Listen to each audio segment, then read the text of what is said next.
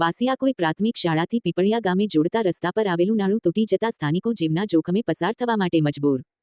ફતેપુરા તાલુકાના વાસિયાકોઈ પ્રાથમિક શાળાથી પીપળિયા ગામ જોડતા માર્ગ પર વાસિયાકોઈ ગામમાં નાળું આવેલ છે, જે નાળું વાસિયાકોઈ ગ્રામ પંચાયત દ્વારા 2 વર્ષ અગાઉ 4 થી 5 લાખ રૂપિયાના ખર્ચે બનાવવામાં આવેલું છે। તેમાં હલકી કક્ષાનું માલ મટીરીયલ વાપરવામાં આવેલું તેમજ પૂર્ણમાં માટી વાપરવામાં આવેલ હોવાથી નાળું ધોવાયું હોવાના આદિવાસી જાગૃત યુવા ટીમ વાસિયાકોઈ દ્વારા આક્ષેપ કરવામાં આવ્યા। પાકા રસ્તાથી પીપળિયા જોડતા આ રોડ ઉપરથી નોકરિયાત વર્ગ, વિદ્યાર્થીઓ અને ગ્રામજનો માટે અવર જવરનો મુખ્ય રસ્તો હોવાથી વહેલી તકે આ નાળુંનું કામગીરી કરવામાં આવે તેવી આદિવાસી જાગૃત યુવા ટીમ વાસાકોઈ દ્વારા માંગ કરવામાં આવી છે અને વાસાકોઈ ગ્રામ પંચાયતમાં સામૂહિક શૌચાલય, નિશાળમાં શેડ આમ અનેક કામોમાં મોટા પાયે ભ્રષ્ટાચાર આચરવામાં આવ્યો હોવાનો આદિવાસી જાગૃત યુવા ટીમ દ્વારા આક્ષેપ કરવામાં આવ્યા।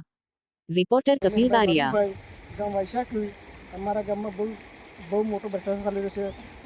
આ લાખોને ખર્ચે બનાવેલો રોડ એક વર્ષમાં તૂટી ગયો છે અને એમને કાયદેસરની કાર્યવાહી થવા જોઈએ એવી અમારી વાસિયાકોઈ ગામની આદિવાસી યુવા જાગૃત ટીમની માંગ છે।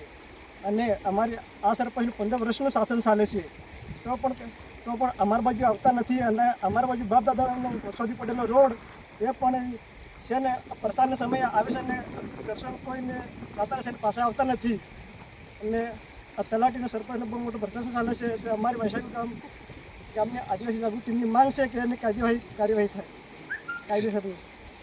આપનું નામ? મસાર શૈલેષભાઈ બાબુભાઈ।